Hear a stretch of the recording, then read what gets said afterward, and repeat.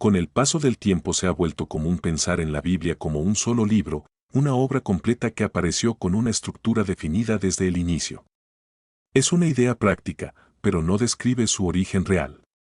La Biblia no comenzó como un libro, sino como el resultado de un proceso que se desarrolló durante siglos, con autores distintos, en contextos completamente diferentes y sin una coordinación directa entre ellos.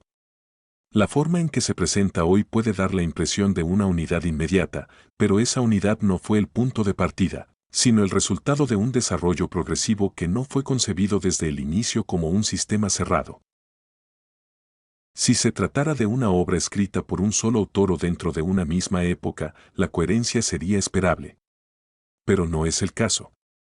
Los textos surgen en escenarios distintos, periodos de estabilidad, crisis, exilio y dominio de imperios. Fueron escritos por personas con posiciones muy diferentes, líderes, profetas, reyes, pastores. No compartían entorno, formación y circunstancias. Aún así, el contenido mantiene una dirección reconocible. No en el estilo, que varía notablemente, sino en la estructura profunda, la relación entre Dios y el hombre, el problema del mal y la idea de redención aparecen de forma consistente. No como una repetición mecánica, sino como una línea que se desarrolla con el tiempo. La dificultad no está en identificar diferencias, sino en explicar por qué esas diferencias no rompen el conjunto. Cada texto responde a su contexto inmediato, pero no se desconecta de los demás. En lugar de fragmentarse, el contenido se expande.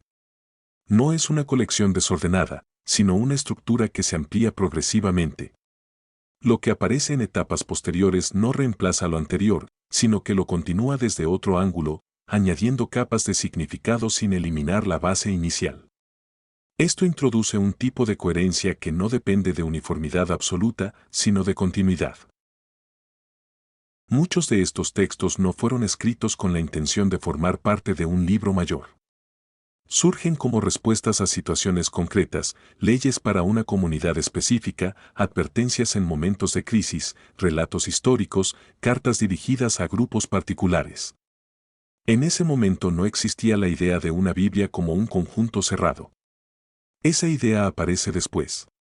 La unidad no fue impuesta externamente, sino reconocida con el tiempo a partir de lo que ya estaba presente en los textos. El paso de los siglos añade otra capa de complejidad. No se trata de un periodo corto, sino de una extensión de tiempo en la que cambian lenguajes, culturas, estructuras sociales y formas de pensamiento. En condiciones normales, un conjunto de escritos producido bajo esas circunstancias tiende a fragmentarse o a perder coherencia. Aquí ocurre lo contrario. Se mantiene una continuidad conceptual que no depende de repetir exactamente las mismas ideas, sino de desarrollarlas.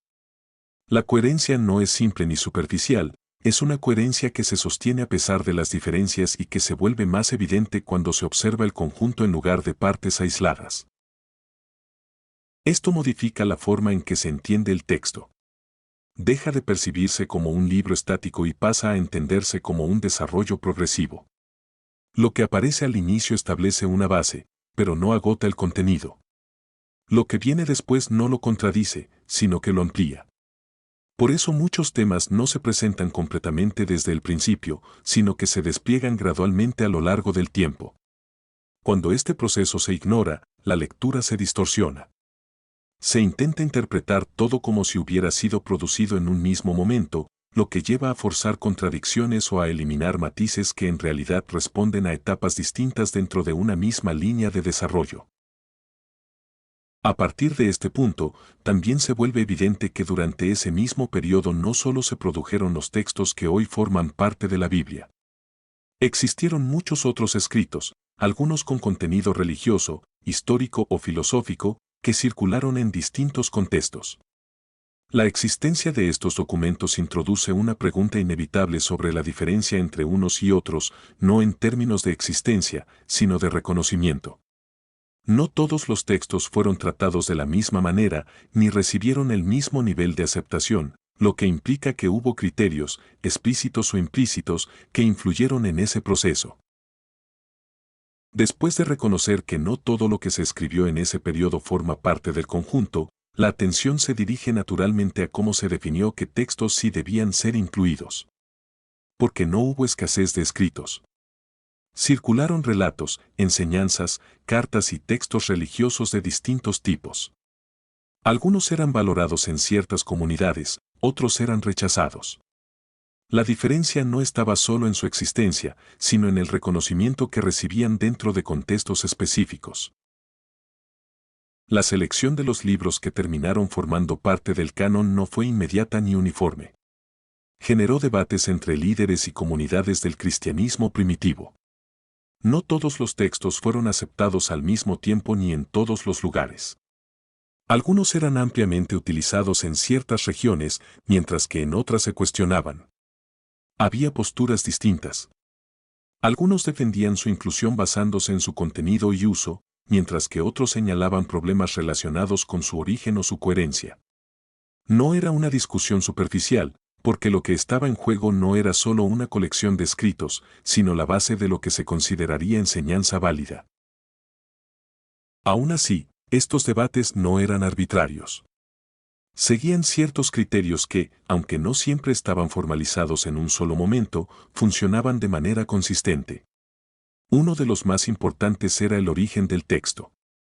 En el caso del Nuevo Testamento, la conexión con los apóstoles o con su entorno inmediato tenía un peso determinante. No cualquier escrito que hablara sobre Jesús era aceptado.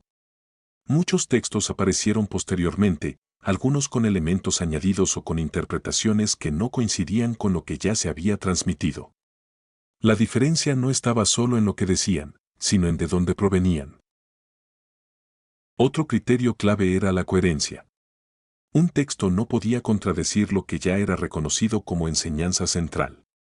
No se trataba de uniformidad en cada detalle, sino de consistencia en la estructura general del mensaje. Cuando un escrito rompía esa línea, no se integraba. Esta evaluación no dependía de una sola autoridad centralizada, sino de un reconocimiento compartido entre comunidades que, aunque separadas geográficamente, mantenían una base común. También influía el uso continuo. Los textos que terminaron formando parte del canon no eran documentos aislados ni recientes. Eran leídos públicamente, enseñados y aplicados de forma constante dentro de las comunidades. Su autoridad no era solo teórica, sino práctica. Esto los diferenciaba de otros escritos que, aunque existían, no tenían el mismo nivel de presencia ni de aceptación sostenida. Con el paso del tiempo, estos criterios fueron delimitando una base común. No todos los libros fueron aceptados sin discusión y algunos tardaron más en ser reconocidos. Pero ese mismo proceso de evaluación explica el resultado final. No fue una selección apresurada ni arbitraria, sino una formación gradual basada en origen, coherencia y uso. La diversidad inicial no desapareció de inmediato, pero fue convergiendo hacia un reconocimiento más amplio. En algunos casos se ha atribuido esta definición a eventos específicos, como si en un solo momento se hubiera decidido todo. Sin embargo, cuando se observa el proceso completo, se hace evidente que gran parte del reconocimiento ya estaba establecido antes de esos encuentros. No se trató de crear el conjunto desde cero, sino de confirmar lo que ya venía siendo aceptado de forma amplia en distintas regiones. El proceso no fue centralizado ni instantáneo, sino progresivo y distribuido. Al entender esto, el canon deja de verse como una lista impuesta y pasa a entenderse como el resultado de un reconocimiento sostenido a lo largo del tiempo. Pero esto no cierra la cuestión. Incluso si los textos fueron correctamente identificados, permanece una pregunta más técnica pero igualmente importante: ¿qué tan fieles son las copias actuales en relación con los escritos originales, considerando que no se conservan los manuscritos iniciales, sino transmisiones realizadas a lo largo de los siglos? Una vez definido qué textos forman parte del conjunto, aparece una cuestión más técnica, pero decisiva: ¿cómo se han conservado esos textos a lo largo del tiempo? Porque no existen los manuscritos originales. Lo que se tiene son copias, y en muchos casos, copias de copias. Esto introduce una duda razonable sobre el grado de fidelidad del texto actual en relación con lo que fue escrito originalmente. La transmisión del texto no fue un proceso automático ni libre de errores. Durante siglos, la copia se realizaba manualmente. Escribas reproducían los textos letra por letra en distintos lugares y momentos. En ese proceso, era inevitable que aparecieran variaciones. Algunas eran errores simples, palabras omitidas, repeticiones o cambios menores en la forma. Otras eran ajustes intencionales, generalmente para aclarar una expresión o armonizar pasajes similares. No todas las copias eran idénticas. Esto podría sugerir una pérdida significativa del contenido, pero los datos disponibles apuntan en otra dirección. La Biblia, especialmente el Nuevo Testamento, es el texto antiguo con mayor cantidad de manuscritos conservados. Existen miles de copias en griego, además de traducciones antiguas a otros idiomas y citas en escritos de autores tempranos. Esta abundancia no elimina las variaciones, pero permite compararlas y analizarlas con mayor precisión. En este punto entra el trabajo de la crítica textual. No se trata de reinterpretar el contenido, sino de examinar las diferencias entre manuscritos para identificar cuál es la lectura más cercana al original. Cuando se comparan múltiples copias provenientes de distintas regiones y periodos, las variaciones se vuelven visibles. Y en la mayoría de los casos, son menores. No afectan doctrinas centrales ni alteran el mensaje general. Son diferencias de forma más que de fondo. Un elemento particularmente relevante en este campo es el descubrimiento de los manuscritos del Mar Muerto, asociados a la región de Mar Muerto. Estos textos contienen copias del Antiguo Testamento mucho más antiguas que las que se tenían previamente. Al compararlas con versiones posteriores, se observó un nivel alto de consistencia a lo largo del tiempo. Esto no implica una ausencia total de variación, pero sí una estabilidad notable en la transmisión. También es importante considerar que la copia de los textos no fue centralizada. No existía un único lugar desde donde se controlara todo el proceso. Los textos se reproducían en distintas comunidades y regiones. Esto introduce un sistema de verificación indirecto. Si todas las copias provinieran de una sola fuente, un error podría replicarse sin control. Pero al existir múltiples líneas de transmisión, las diferencias pueden identificarse al compararlas entre sí. Esto no elimina completamente la complejidad. Existen pasajes donde las variaciones son más discutidas y donde los especialistas analizan distintas posibilidades. Sin embargo, estos casos son limitados en relación con el conjunto total. La gran mayoría del contenido presenta una consistencia alta entre los manuscritos disponibles. Al observar este proceso en conjunto, la transmisión deja de parecer una cadena frágil y pasa a entenderse como un sistema amplio de preservación. No perfecto en cada copia individual, pero sólido en el conjunto. La confiabilidad no depende de un manuscrito aislado, sino de la comparación entre muchos. A partir de aquí, la cuestión ya no se centra únicamente en si el texto fue preservado, sino en que lo distingue de otros escritos antiguos que también han sido transmitidos a lo largo del tiempo, pero que no han tenido el mismo nivel de influencia ni de reconocimiento sostenido. Una vez que se reconoce que el texto ha sido preservado con un nivel alto de consistencia, la atención se desplaza hacia otra cuestión: ¿por qué, entre tantos textos antiguos, este ha mantenido un lugar tan central? No es el único documento antiguo ni el único que ha sido transmitido a lo largo del tiempo. Sin embargo, su impacto no es comparable con el de otros escritos de su época. La influencia de la Biblia no se limita a un ámbito religioso. A lo largo de los siglos ha moldeado sistemas legales, estructuras sociales, expresiones artísticas y líneas de pensamiento. Conceptos como justicia, responsabilidad moral, dignidad humana o perdón no surgen exclusivamente de ella, pero en gran parte del mundo han sido definidos y desarrollados bajo su influencia. No se trata solo de que haya sido leída, sino de que ha funcionado como referencia para construir marcos más amplios. Este proceso no ocurrió de forma inmediata ni aislada. Su expansión está ligada a procesos históricos concretos. A medida que el cristianismo se extendía, los textos eran traducidos, copiados e integrados en nuevas culturas. No permanecieron limitados a un solo idioma o región. Esta capacidad de expansión no implicó una pérdida de identidad, sino una ampliación de su alcance. El mismo contenido fue leído en contextos distintos, generando interpretaciones, aplicaciones y desarrollos diversos. Aquí aparece una característica que no es común en todos los textos antiguos: su permanencia activa. Muchos escritos han sido relevantes en su momento, pero con el tiempo quedaron como referencia histórica. En este caso, el texto no solo se conserva, sino que se sigue utilizando. No ha quedado limitado al ámbito académico. Se mantiene como texto de lectura, enseñanza y práctica en millones de personas. Su influencia no pertenece únicamente al pasado. También hay un factor de accesibilidad. A lo largo del tiempo, se ha convertido en uno de los textos más traducidos y distribuidos. Esto no ocurrió de manera accidental, sino como resultado de un esfuerzo constante por hacer el contenido comprensible en distintos idiomas y contextos culturales. A diferencia de otros escritos que permanecieron restringidos a lenguas específicas o a círculos reducidos, este se expandió hacia públicos más amplios, lo que amplificó su impacto. Sin embargo, su reconocimiento no se basa únicamente en su difusión. También está relacionado con la forma en que es percibido. Para muchos, no es solo un texto antiguo o influyente, sino una autoridad en sí misma.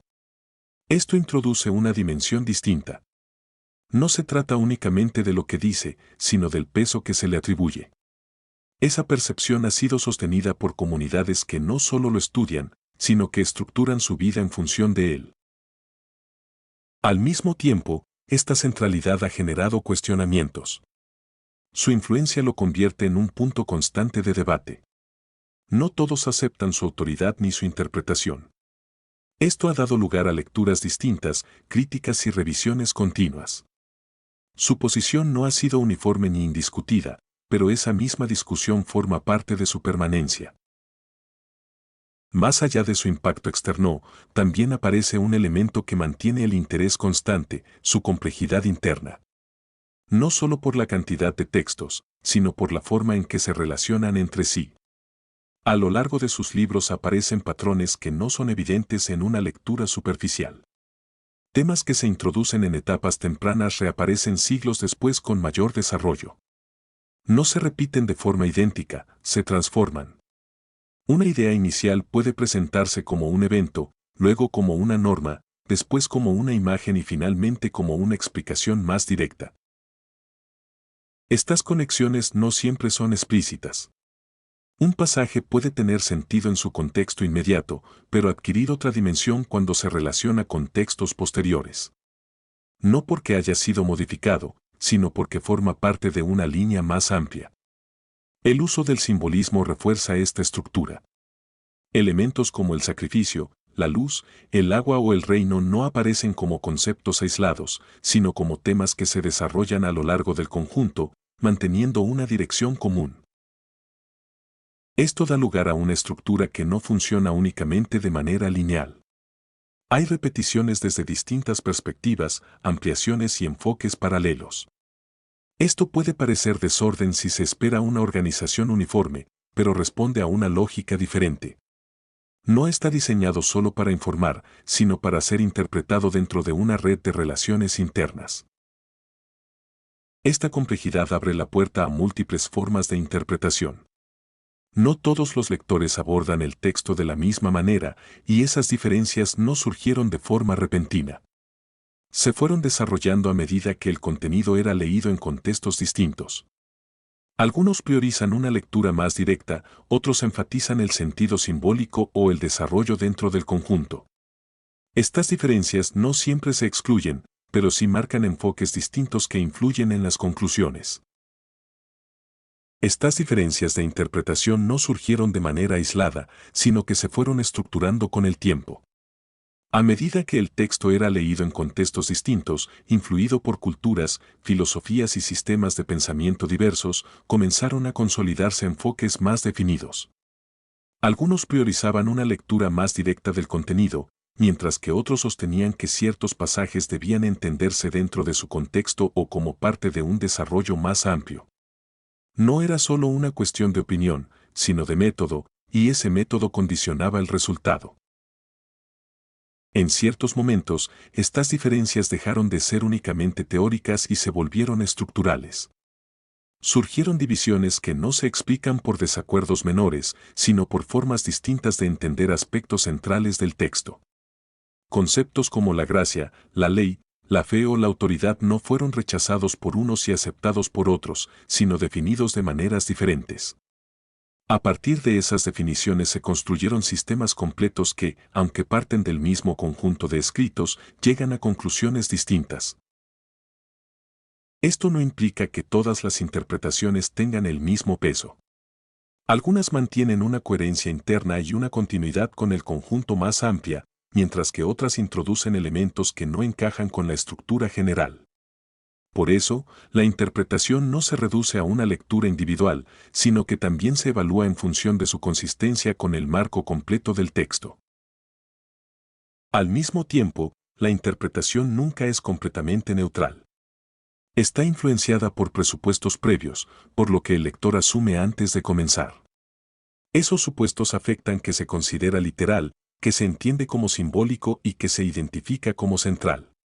Dos personas pueden leer el mismo pasaje y llegar a conclusiones diferentes no porque el texto haya cambiado, sino porque el punto de partida es distinto.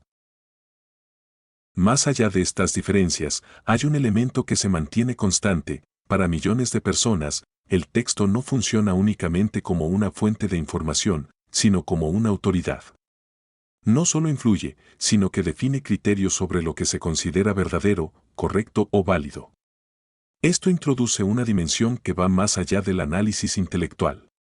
No se trata solo de comprender lo que dice, sino del lugar que ocupa. Esta idea de autoridad implica que el contenido no depende de la aprobación individual.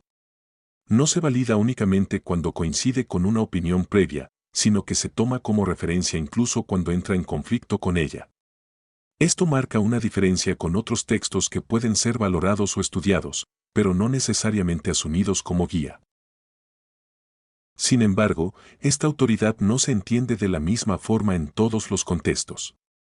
Algunos la consideran directa y suficiente, mientras que otros la interpretan a través de tradiciones o estructuras intermedias. Esto vuelve a conectar con el problema de la interpretación, porque aunque el reconocimiento de autoridad pueda ser compartido, su aplicación no es uniforme. También aparece una tensión constante entre el texto y el contexto. A medida que cambian las sociedades, surgen situaciones que no están abordadas de manera explícita. Esto obliga a interpretar principios y aplicarlos a nuevas condiciones. En ese proceso, algunos buscan mantener una continuidad estricta, mientras que otros introducen adaptaciones. Estas decisiones definen hasta qué punto el texto se mantiene como referencia fija o se ajusta a nuevas realidades.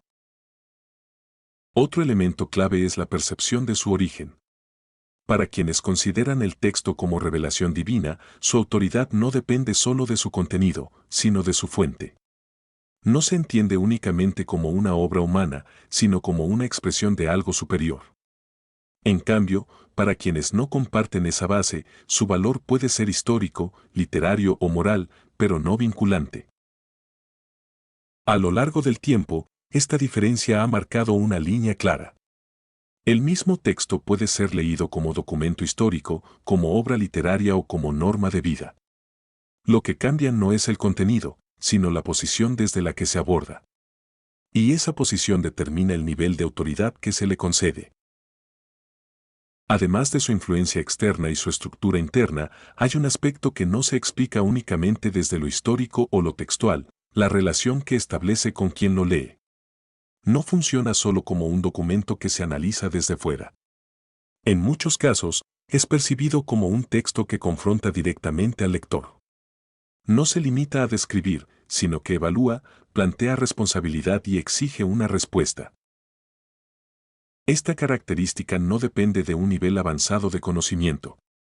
Personas en contextos distintos describen una experiencia similar, el texto no se mantiene en un plano externo, sino que apunta a lo interno. No todos reaccionan de la misma manera, pero la implicación personal es recurrente.